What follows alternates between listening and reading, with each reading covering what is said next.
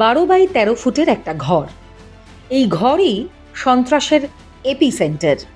Building নম্বর 17, room number 13, ফরিদাবাদের আল ফালাহ বিশ্ববিদ্যালয় campus.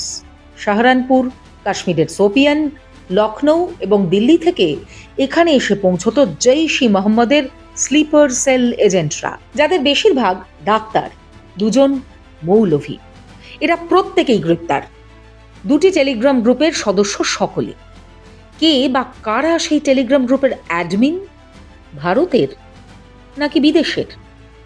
আল ফালাহ বিশ্ববিদ্যালয়ের ওই রুমকে বলা হয় কমান্ড পোস্ট। এখান থেকে স্থির হয় পরবর্তী পদক্ষেপ। দেখলে মনে হবে সাধারণ একটি ল্যাব, কিন্তু সেটাই আসলে প্রি ব্লাস্ট টেস্টিং ইউনিট। আল ফালাহ ক্যাম্পাসেই একটি সাধারণ ল্যাবরেটরিতে পাওয়া গিয়েছে অ্যামোনিয়াম নাইট্রেট। এখানেই কি তাহলে কোনো এক এজেন্ট ব্যবহার করে পরীক্ষা করা হতো অ্যামোনিয়াম নাইট্রেটের শক্তি? কি সেই এজেন্ট? 650 বেডের একটা চ্যারিটেবল হাসপাতাল রাতারাতি ডক্টর টেরর মডিউলের ভর কেন্দ্র হয়ে উঠল সকলের অলক্ষ্যে। 13 নম্বর হোস্টেল রুম ডক্টর মোজাম্মেলের।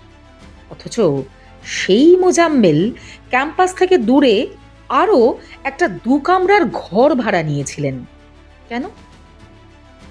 এখন বোঝা যাচ্ছে কারণটা। হোস্টেল রুম ছিল প্ল্যানিং সেন্টার, আর ওই ভাড়া করার 2 কামরার ঘর ছিল supply point. Ammonium nitrate, AK-47, 32 বোরের রিভলভার সবই এসে জমা হয়েছে এখানে। কিন্তু শুধুই কি তাই, নাকি কেউ কেউ এসেও থেকেছে এখানে? সেই সন্দেহ উড়িয়ে দেওয়া যাচ্ছে না। কারা হতে পারে? জৈশ-ই মোহাম্মদের হ্যান্ডলার আর প্লট নির্মাণের মূল 2 মাস্টার মাইন্ড। একই জায়গায় সব বিস্ফোরক রাখা হয়নি, তাই সোমবার এই কামরা থেকে বিস্ফোরক উদ্ধার হওয়ার খবর পেয়েই ডক্টর উমর আর ডক্টর শাহিন দ্রুত ল্যাবরেটরিতে রাখা আরও বিস্ফোরক সরিয়ে ফেলে বলে তদন্তে জানা যাচ্ছে। 2 অথবা 4টে গাড়িতেই সরিয়ে ফেলা হয়। I-20 দিল্লিতে আসে বিস্ফোরক নিয়ে এবং বিস্ফোরণ ঘটে লাল কেল্লার সামনে। ইকোস্পোর্ট পাওয়া গিয়েছে ধৌজ এবং তাগা গ্রামে পরিত্যক্ত অবস্থায়। কিন্তু বাকি বিস্ফোরক কোথায়? কোথায় আরো 2টো গাড়ি?